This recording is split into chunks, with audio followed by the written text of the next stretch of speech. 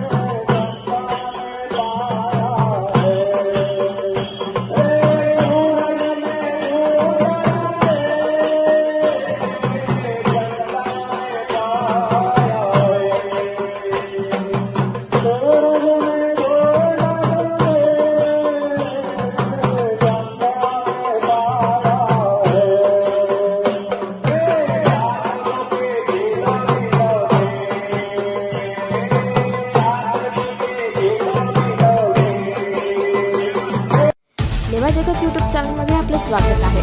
आपल्या परिसरातील ताज्या घडामोडी बघण्याकरता आमचे चॅनल सबस्क्राईब करा आणि आपल्या मोबाईलवर बघा ताज्या बातम्या व कमेंट करून प्रतिक्रिया जरूर कळवा.